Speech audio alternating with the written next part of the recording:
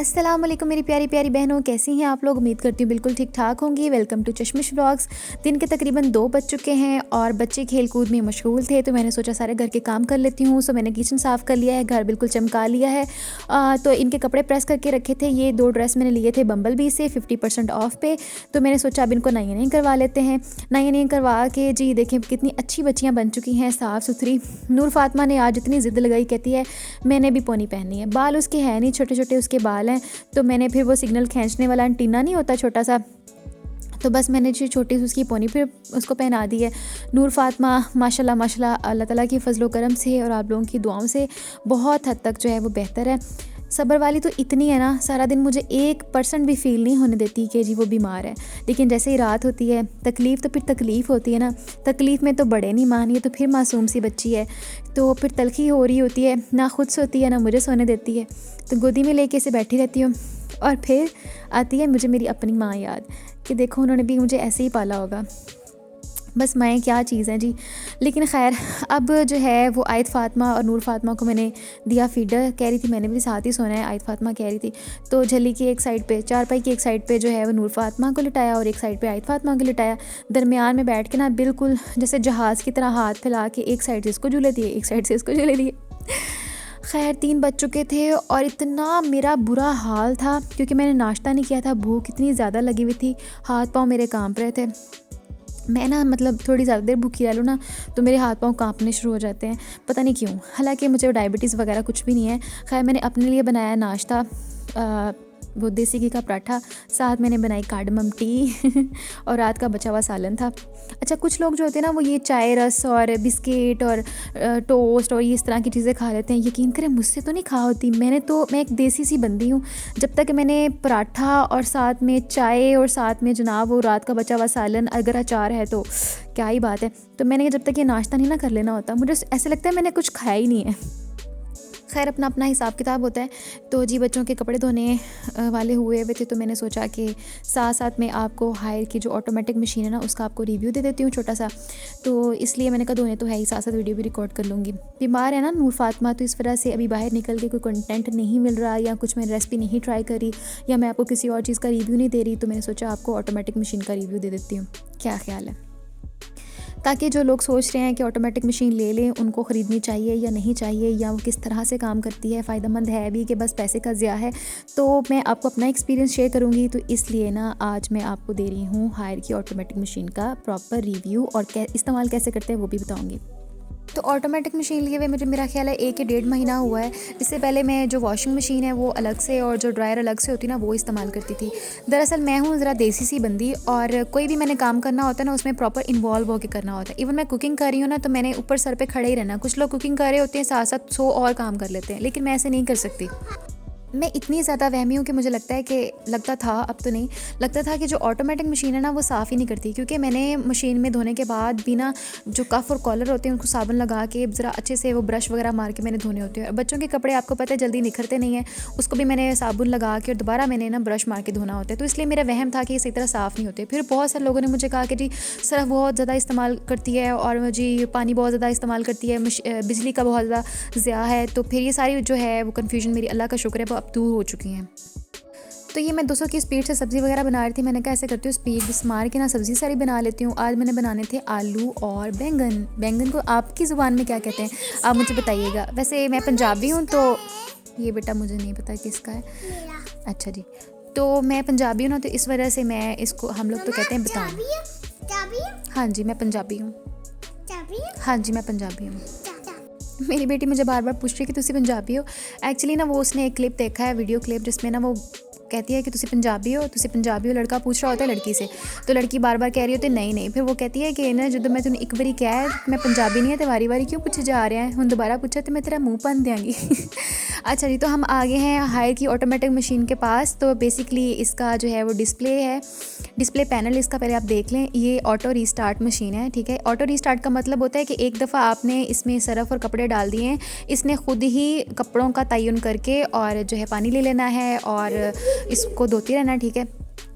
तो बेसिकली ये इसका डिस्प्ले पैनल है। इसको समझने के लिए हम दो हिस्सों में डिवाइड कर लेते हैं। ये जो हिस्सा है ना, ये वाला, इसको करेंगे ये 2 बटन कंट्रोल, ठीक है।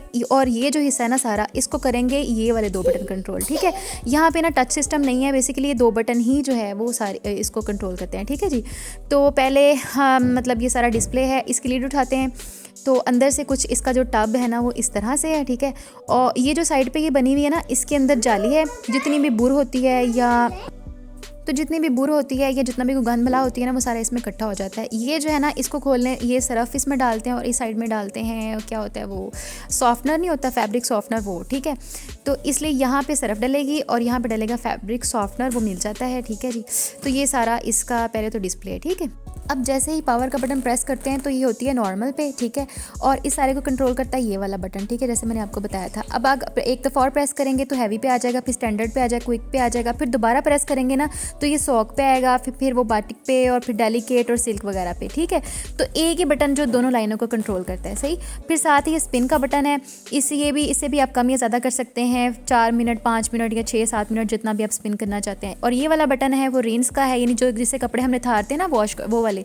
तो आप इसको 1 टाइम्स करना चाहते हैं, 2 टाइम, जैसे भी है। फिर वॉश का बटन है वो 20 मिनट करें, या जैसे भी है, जैसे मशीन घूमती है और वो चलती है। आपको डिस्प्ले की समझ आ गई कि कौन सा बटन किसको कंट्रोल करता है। तो अब हम बात कर लेते हैं कि काम कैसे करते हैं। जैसे ये पावर का बटन ऑन करते हैं ना, तो ये होती है नॉर्मल पे, ठीक है।